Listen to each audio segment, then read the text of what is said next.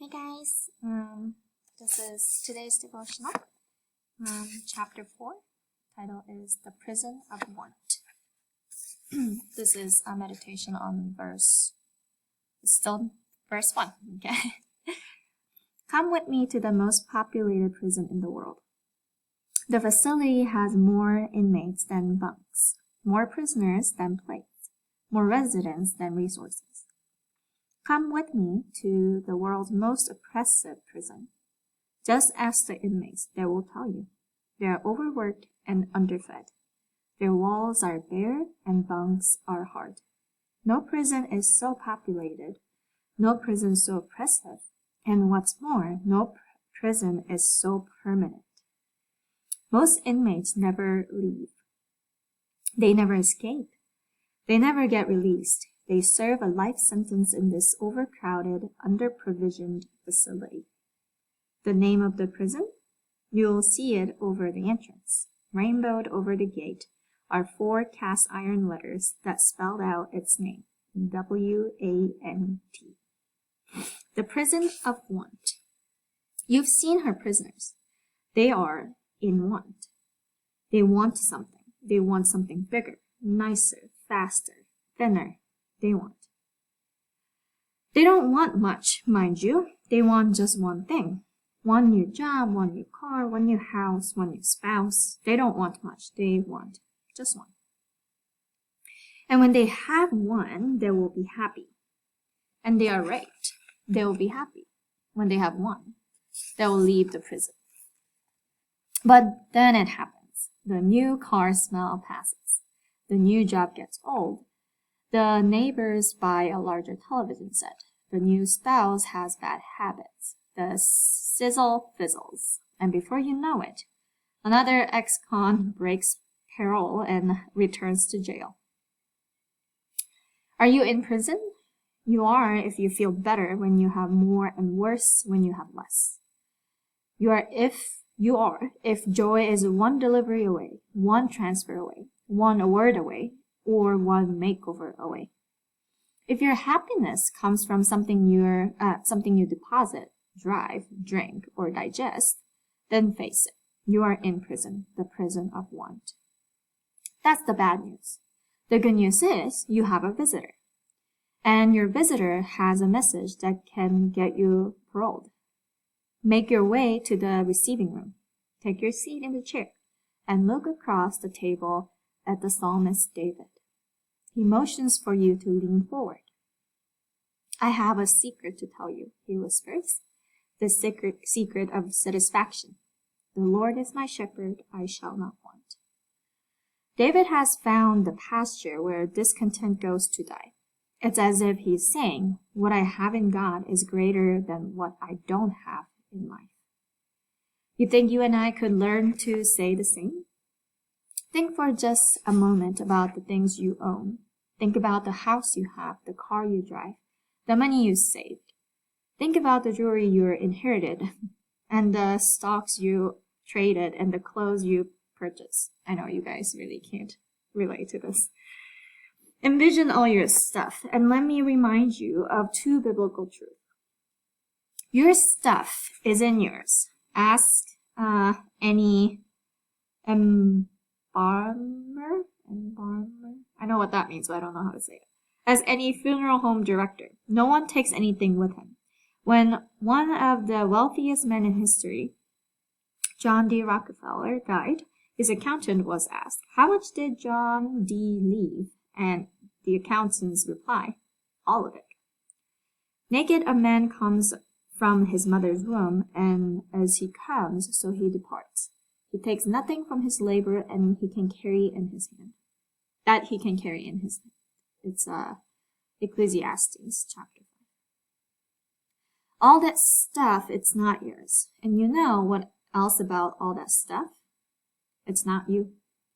Who you are has nothing to do with the clothes you wear, the car you drive. Jesus said, life is not defined by what you have, even when you have a lot. That's a Message version from Luke 12:15. Heaven does not know you as the fellow with the nice suit, or the woman with the big house, or the kid with the new bike. Heaven knows your heart.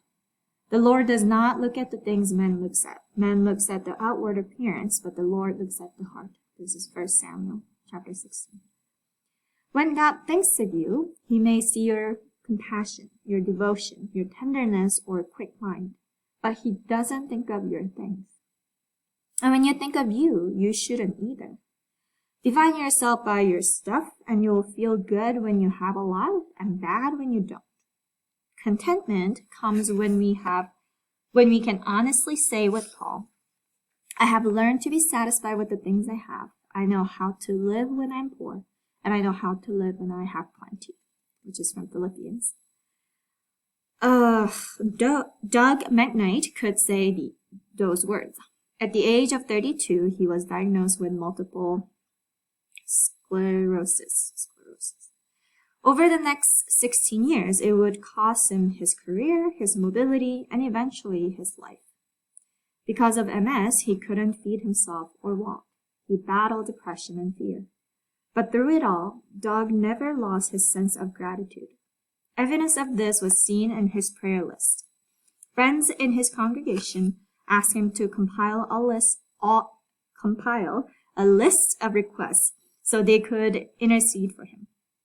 His response included 18 blessings for which to be grateful and 6 concerns for which to be prayerful. His blessings outweighed his needs by 3 times. Doug McKnight had learned to be content.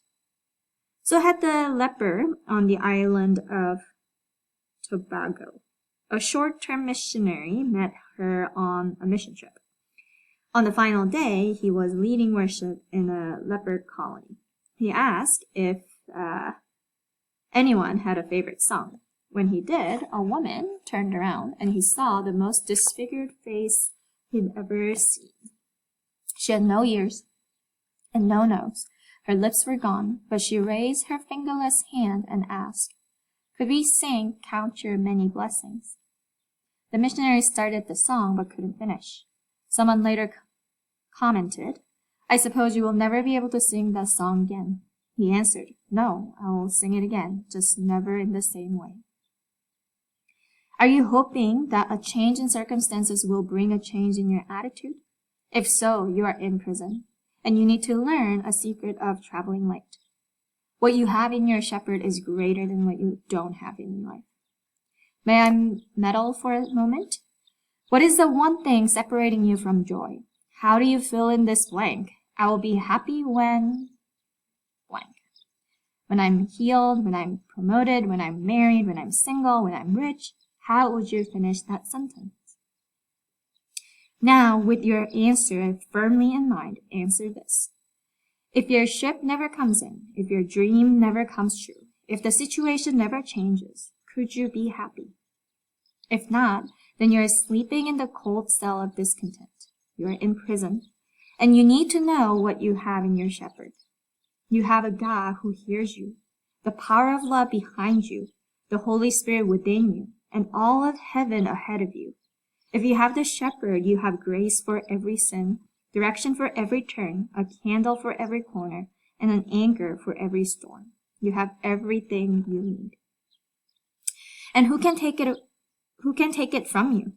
Can leukemia infect your salvation? Can bankruptcy impoverish your prayers? A tornado might take your earthly house, but will it touch your heavenly home? And look at your position. Why clamor for prestige and power? Are you not already privileged to be part of the greatest work in history? According to Russ Blowers, we are. He is a minister in Indiana. I don't know where the accent goes. Knowing he would be asked about his profession at a Rotary Club meeting, he resolved to say more than I'm a preacher. Instead, he explained, "Hi, I'm Russ Blowers. I'm with a global enterprise. We have branches in every country in the world. We have representatives in nearly every parliament and boardroom on earth. We are into motivation and behavior alteration. We run hospitals, feeding stations, crisis pregnancy centers, universities, publishing houses, and nursing homes. We care for our clients from birth to death. We are into life insurance and fire insurance. We perform spiritual heart transplants. Our original organizer owns all the real estate on Earth, plus an assortment of galaxies and constellations. He knows everything and lives everywhere. Our product is free for the asking. There's not enough money to buy it. Our CEO was born in a hick town, worked as a carpenter, didn't own a home, was misunderstood by his family and hated by his enemies, walked on water, was condemned to death without a trial, and arose from the dead. I talk with him every day. If you can say the same, don't you have reason to be content? A man once went to a minister for counseling. He was in the midst of financial collapse. I've lost everything, he bemoaned. Oh, I'm so sorry to hear that you've lost your faith. No, the man corrected him. I haven't lost my faith.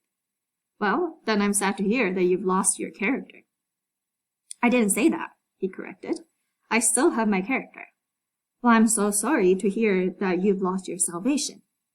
That's not what I said, the man objected. I haven't lost my salvation. You have your faith, your character, your salvation. Seems to me, the minister observed, that you've lost none of the things that really matter. And we haven't either.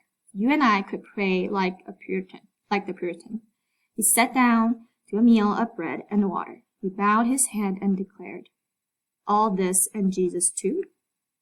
Can't we be equally content? Paul says that godliness with contentment is great gain. And it's 1 Timothy. When we surrender to God, the cumbersome sack of discontent, we don't just give up something. We gain something. God replaces it with a lightweight, tailor-made, sorrow-resistant of gratitude. What will you gain with contentment? You may gain your marriage. You may gain precious hour with your children or your family. You may gain your self-respect. You may gain joy. You may gain the faith to say, the Lord is my shepherd. I shall not want. Try saying it slowly. The Lord is my shepherd. I shall not want. Again, the Lord is my shepherd. I shall not want. And again, the Lord is my shepherd. I shall not want. Did you hear something? I think I did. I'm not sure, but I think I heard the opening of a jail door. And I know that not everything that he refers to is something that you can relate to, because I think the audience is not students, obviously. But I think you can definitely think about this situation.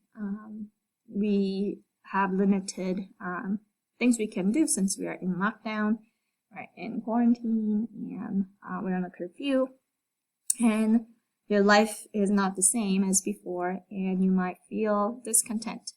And I think it's important to find contentment even in this situation. Like, for example, for me, I can go out from 10 to 6. I saw little purple flowers. That was really nice. And like today, there is a beautiful sunset. And if you have those views, it's something that can't be lost, even in lockdown, even in quarantine, right? So I pray that you would be able to count your blessings, even in the small space of your room, or just things that we have, that we can continue education, and we can continue to communicate and interact with people. Not to the fullest, obviously, it's very different when it's not in person. But I think it's very important to be thankful for what we have instead of wishing that we had something else to be happier and to have joy. Because joy is not based on our circumstances, right? So, and that's it for today. And I will see you tomorrow.